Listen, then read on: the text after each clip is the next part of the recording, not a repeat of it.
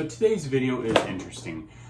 If you watch my channel, you'll know that I did a video a while back on TSA gun case. I had a Glock case that I basically drilled holes through the handle, put a TSA approved lock with cable on it through. There's a lot of comments on that, good, bad, indifferent, informative. So I definitely appreciate the feedback.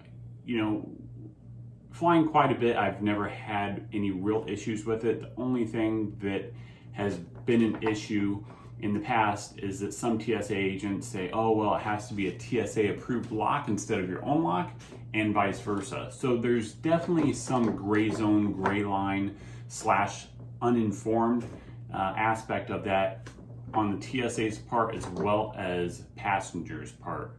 You know, it's kind of both. You know, there really needs to be more of a definitive guide from federal regulation to the TSA and consumers so that everybody is on the same page, so there's not so much of a gray line.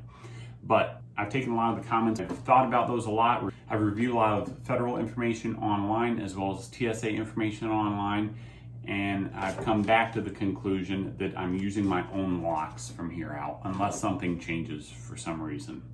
So I'd like to say thank you to anybody who has recommended that as well. You know, I've gone back and forth with it. I used TSA approved locks in the past, but I think it's a better idea to use your own locks. Now, I wanted to show you, because I just got back from Florida, so I just unpacked the suitcase, and this is my suitcase. It does have a, let me fold it over here and see if you can see it. Where's that? There we go. Right here, it has a TSA approved combination lock on the suitcase itself, the hard case, which I do use that, which works out well, have a combination on it. And then inside it, I have this case. So I'm gonna move the camera a little bit here in a second to show you. It might be a little wobbly, but I just wanna really show you how I have this set up.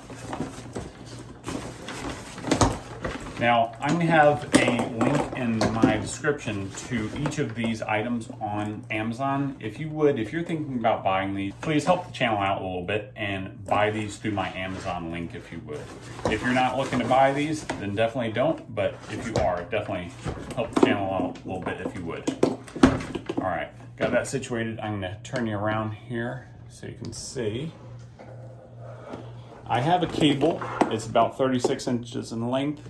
Right here, it has a loop on each end. There's two handles here. They go to the outside. I just picked one and ran the loop to itself, so it's hooked around that. Let me pull it up so you can see it. As you can see there, ran it back, and the other end is looped around the handle here, as you can see, and then I padlocked it. So this is stuck to the case. If it's going through TSA, hopefully there's not too many, incidences of that happening. But I've heard some where TSA workers have, stolen stuff. Firearms are easy to sell. So, it's easier to deter someone from taking things and not have to worry about it. If someone's going to take this, they're going to have to either take the whole suitcase or make a fair bit of noise trying to bust this handle off. So anyway, I'm going to undo this lock, take the case out, and get rid of the suitcase, get it out of the way, and then I'll go over the rest of this with you. So, like I said, in my description below, I'll have links to each of these things, definitely the Pelican case, and I'll see if I can still find it on Amazon, but this cable, as well as this Brinks combination lock. I really like this lock. I've got a couple of them. They work good, they're sturdy, and they seem to hold up well. So I really do like this one.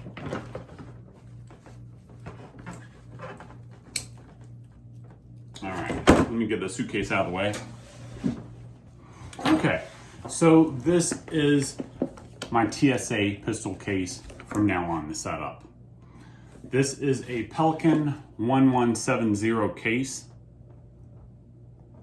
It's a hard side, as you know. I won't go over the technical specs on this. If you want to know those, just look it up online. They're everywhere. There's a billion videos on that, so I won't waste your time. So let's get into it. we'll open this up here.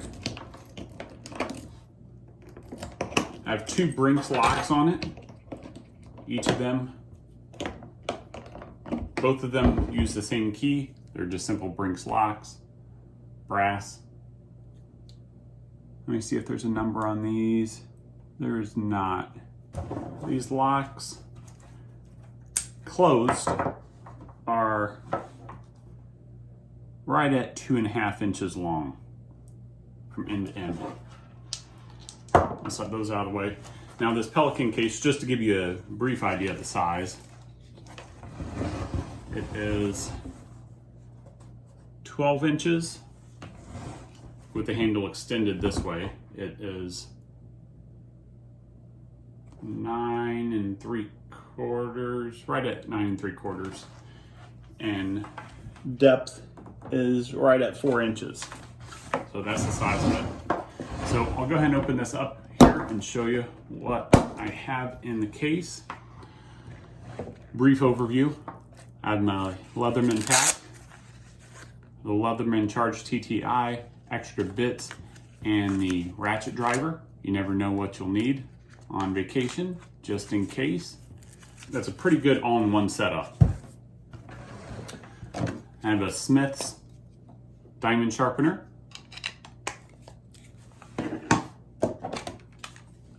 Essie Azula fixed blade. Love this knife. Super light, easy to carry, tough, lifetime warranty. I have 3 spare magazines and a box of 50. This is safe. I've safety checked it already. I just put the magazine back in here. The chamber is unloaded though. I just checked it.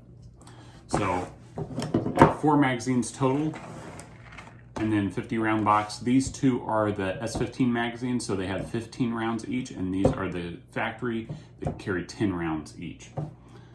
This is the Glock 48, safety first. Always be careful with a firearm, pretend it's loaded even if it's not. Like I said, I just safety checked this prior to this video. So this is my daily carry. Love this gun, works well, shoots awesome, tough Glock, reliable, you know all that. I carry it in a crossbreed holster. This I got for the 43, but it fits the 48 as well. So it works great. I just throw this in my bag because it won't fit in this. It would if I took the extra layer of padding out, but I just throw it in my bag. Not too worried about it. So this is the case itself. It had 1 more layer of padding in here. If you wanted to cut out and make cutouts for that, for each item, I don't care. This is a working everyday carry gun. All my knives, all my gear I use, so I don't care if it gets some scratches on it from just bouncing around in here. I'm not worried about that. So tools are meant to be used. So that's the case. You can see it has a gasket around the edge. These are waterproof to some depth. I don't remember what it was. And they do have an airlock here. Loosen one way, tighten the other way.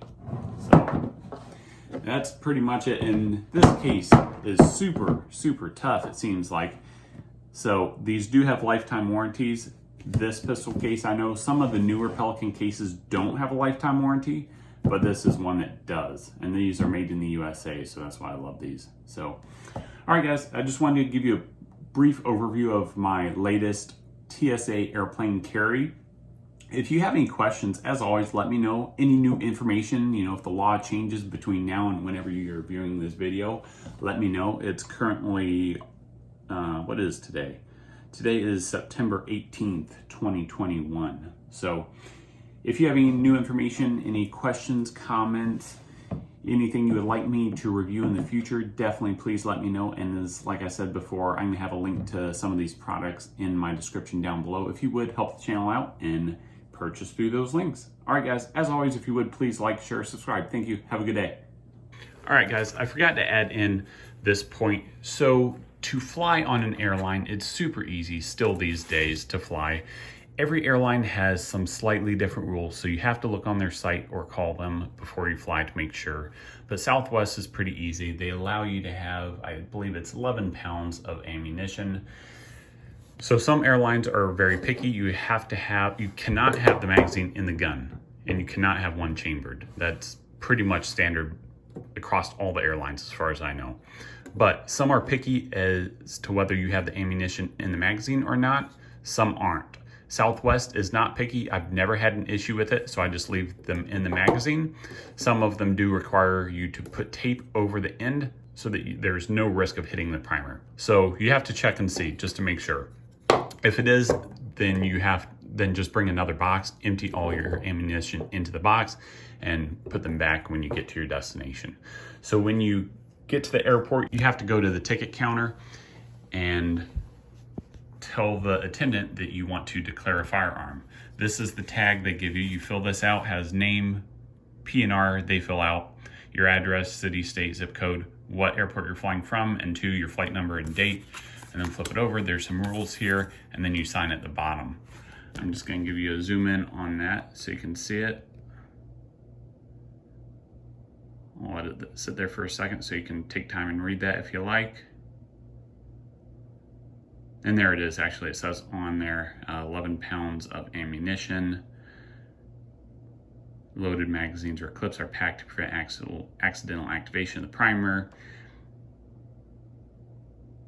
And 3, the unloaded firearm is inside a hard-sided locked container, and I alone am in possession of the key or combination. So, all right, guys, so then they tape that to your case. You stick it back in your bag. Sometimes they will ask you to show them the firearm. I haven't had that in a number of years, so it's not very common, but they usually, Southwest anyway, will escort you over to security. They run your bag through, give you the thumbs up, and then you're good to go. Sometimes they just have you wait 15 minutes while they take the bag to security instead. It just depends on the airport and also the airline, like I said. All right, guys, just wanted to add that little bit in.